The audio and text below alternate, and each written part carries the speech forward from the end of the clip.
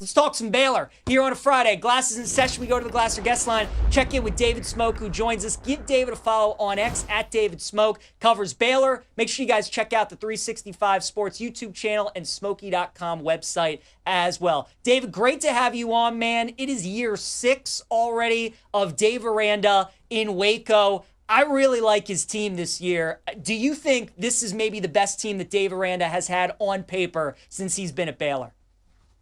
Well, it's going to be hard to compare until the end how good they were at the end of the year in that 2021 year, because they were 12-2, won the Big 12 title with that dramatic win against Oklahoma State. They had guys that went to the NFL, drafted by the NFL.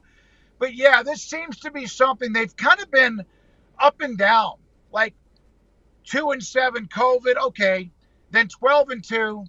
Then they had a nice start to the next year, and then they ended up, 6-7, did not end up well. And then, of course, a disaster in 23. And now you saw them kind of become who they are, their personality. The quarterback changed to Sawyer Robertson. The defense, another year under the belt with Dave Aranda calling the defense should help along with Matt Pallage. But, yeah, this, I would say because the 21 season, PJ, they came out of nowhere.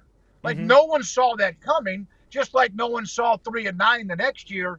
But the expectations, the feeling around the program, the feeling from the fan bases because of how they ended last year, despite the loss to LSU in the bowl game, this seems to be where everyone is really looking forward to it. And my goodness, we're going to find out next Friday, right?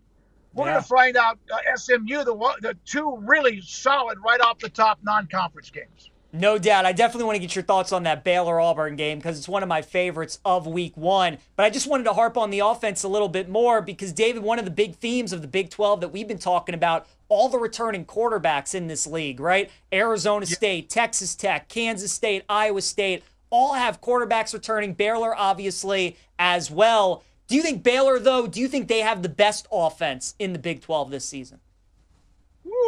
TCU is going to be explosive. I think Tech will just, they lost Kitley to a head coaching job down in Florida, but I think they're going to be really, really explosive. It all just depends how much, if at all, is there a drop-off with Scadaboo at Arizona State because he seemed like he was the engine. But if you look at all the pieces, the couple of transfer wide receivers that have really stepped up in fall camp, the offensive line intact for the most part, I would say they're in that conversation. I don't know if they have the best offense, but with Coach Spavital and Sawyer Robertson on the same page, they got Ashton Hawkins eligible just 2 or 3 weeks ago, which is a huge deal. Yeah, I think they're in that mix. There's probably 3 to 4 teams that I would include in that mix. Defensively, David, we know Dave Aranda's calling card is the defensive side of the ball. How do you expect that unit to look this year? Has to be better. It has to be better. The defensive line depth, they lost a transfer, obviously, the big guy early on, but they got somebody in from A&M that's a big fire hydrant. You got to have one of those in Dave Aranda's defense.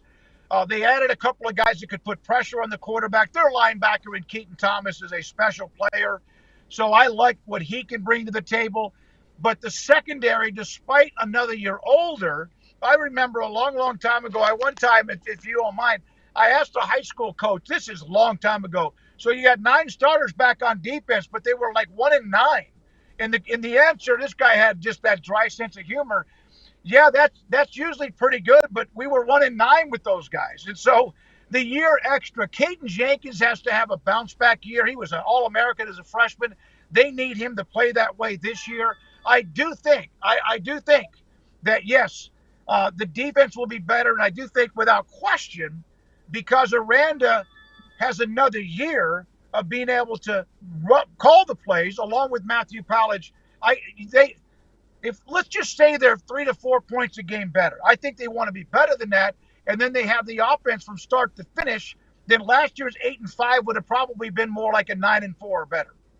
We're talking Baylor here on Send It In with David Smoak. Give David a follow on X at David Smoak. All right, Dave, let's talk about this schedule that Baylor has. You alluded to it. That week 1 game against Auburn is going to be awesome. Then they get SMU the following week as well before diving into Big 12 play a couple weeks later. What are just your overall impressions of the schedule? Because it's a difficult non-conference, but then Big 12 play is pretty favorable because it appears all their toughest opponents are all going to be in Waco this year.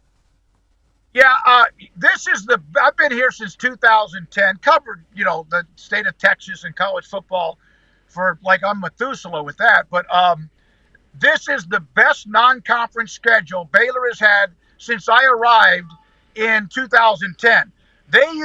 Remember, they were coming off that drought. Art Browse was trying to build something, but they were coming off that drought where they had not been able to get to a bowl game in almost 15, 16 or so years.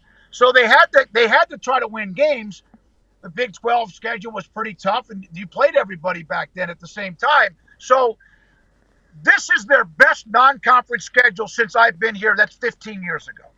They used to play a cupcake schedule, and the philosophy, PJ, was, well, we just got to get to 6 wins. We've got to get back to being a bowl team. And they were 7-6 in 2010. And it hurt them at times because people would point to their non-conference schedule being so bad. Plus, a lot of voters hated the way the Big 12 would have 50 to 45 or whatever. And it's interesting because now a lot of conferences are doing that because of the way offense is played. But I don't know. Let me say this. If they start off with wins against, and it's a home game, and we don't know who Auburn is either because they might not be quite who they want to be, which is, of course, for them at a high level, SEC or not, they go 2-0 in this one, then we're talking about something that could be very special because of who they're playing. SMU, a playoff team. Lashley's got a hell of a football program. He's done a good job with that. And then we'll just see how things happen. But first of all, best non-conference schedule they've had since maybe back in the days of Grant Taft when he would play anybody, anywhere, anytime. USC, Michigan, Florida State, whoever, name them, they would play them. Nebraska back when they were not in the Big 12. So I think the fan base is pumped up about the fact that they don't know if they're going to be 2-0 or 1-1, and it could be 0-2. But you know what they're going to know after that first game against Auburn? They're going to know if they're pretty good or not. And then, of course, you want to build on that. No question. Dave, in about a minute, do you think Baylor is going to win the Big 12 title this year? Oh, God. You know what? That's like saying if you pick up a copperhead, is he going to strike you? You know this. I know you got to go. You know this. Arizona State picked dead last. They won it. The 21 Baylor team was not picked very high. They won it. TCU, the year they played in Georgia for the championship, won a lot of close games. They were picked down below. They won it. So I'm kind of high on K-State. We'll know about them this weekend with Iowa State. But one thing I've learned, and I'm not trying to do a filibuster here, is nobody knows who's going to win the Big 12, not even the teams, the coaches, the fans, and especially someone like me.